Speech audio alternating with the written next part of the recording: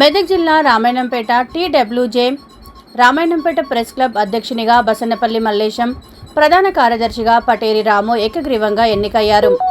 గురువారం పట్టణంలోని ప్రగతి రిసార్టులో టీడబ్ల్యూజే జిల్లా అధ్యక్షుడు శంకర్ దయాల్చారి, రాష్ట్ర కార్యవర్గ సభ్యులు డీజీ శ్రీనివాస్ శర్మ, జర్నలిస్ట్ సంక్షేమ సంఘం రాష్ట్ర కార్యవర్గ సభ్యులు కంది శ్రీనివాసరెడ్డి ఆధ్వర్యంలో ఎన్నికలు జరిగాయి.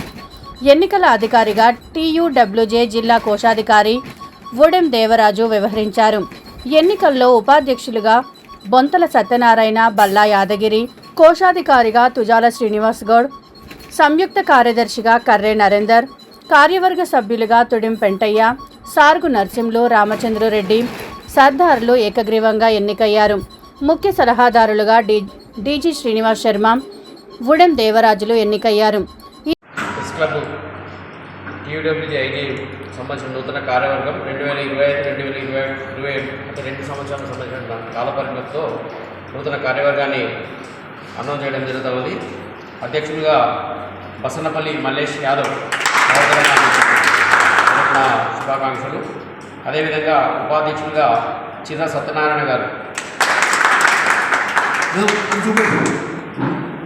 అదేవిధంగా మరో ఉపాధ్యక్షులుగా బల్లా యాదగిరి రాజేష్ గారు, ప్రధాన కార్యదర్శిగా పటేరి రాము టీవీ రిపోర్టర్ గారు, సంయుక్త కార్యదర్శిగా కర్రే నరేందర్ ఆర్బీఎస్ గారు,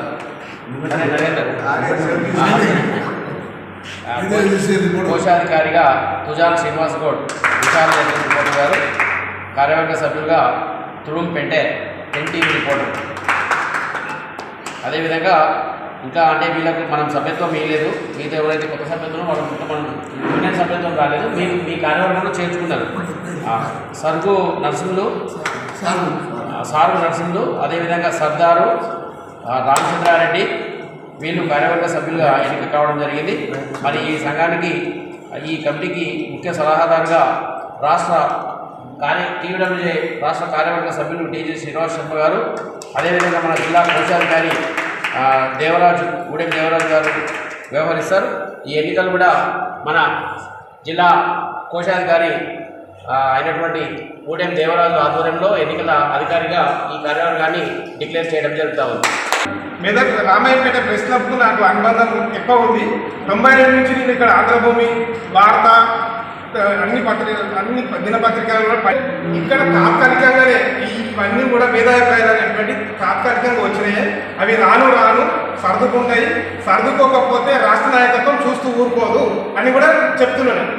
ఎందుకంటే మీరు అందరూ అక్కడ కూడా మన సభ్యులే, నాతో పాటు టీయూడబ్ల్యూజే మా ఇద్దరితో పాటు వాళ్ళు కూడా పనిచేసిన వాళ్ళే. కొంత వ్యక్తిగత గతంలో ఏముంటుండే, ఏదైనా సర్వీస్ చేద్దాం, పబ్లిక్ సర్వీస్ చేద్దామన్న ఉద్దేశంతోనే ప్రెస్ క్లబ్ నిర్మాణమైంది. మొన్నటి వరకు కూడా కార్యక్రమాలు అట్లా నడిచినాయి. ఇక ముందు కూడా నడవాలని కొత్త కార్యవర్గ సభ్యులకు అందరూ సూచిస్తున్నాను. అప్పుడున్న రెండే ఏది అప్పుడున్న పీపుల్స్ వారికి సంబంధించిన వార్తలు ఒక వర్గం రాస్తే అప్పుడు కూడా ఉండే ఇంటర్నల్గా మాకు ఉంటుండే. ఒక వర్గం జనశక్తికి ఫుల్ సపోర్ట్ చేస్తుంది, ఒక వర్గం పీపుల్స్ వారికి సపోర్ట్ చేస్తుంది. ఇది వాస్తవము.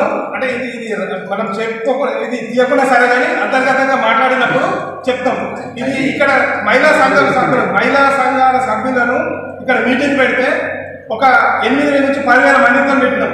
అది రామాయణపేట ప్రెస్ క్లబ్కే సాధ్యమైంది. రాష్ట్రంలో ఎవరు చేయలేదు. మన అంత గుర్తింపు ఉంది మన సంఘం. మెదక్ మొత్తం ఏపీ ఉన్నప్పుడు ఉమ్మడి ఆంధ్రప్రదేశ్లో కూడా అట్లాంటి కార్యక్రమాలు రామాయణపేట ప్రెస్ క్లబ్ తరఫున చేసినాం. ఇక్కడ ఎన్నో కాట్యాలు మొదలుకుంటే నష్టాలు కాట్యాలలో హెల్త్ క్లబ్లు కూడా పెట్టినాం. సామాజిక సేవ కార్యక్రమాలు చేసినాం. ఇప్పుడు కూడా కొత్త కార్యవర్గం కూడా అట్లా చేస్తామని మేము ఆశిస్తున్నాం, చేయాలని కూడా కోరుకుంటున్నాం. ఇంకోటి ఏంటంటే అందరం కలిసే ఐక్యమత్యంతో ముందుకు పోదామని చెప్తూ ముగిస్తున్నాం.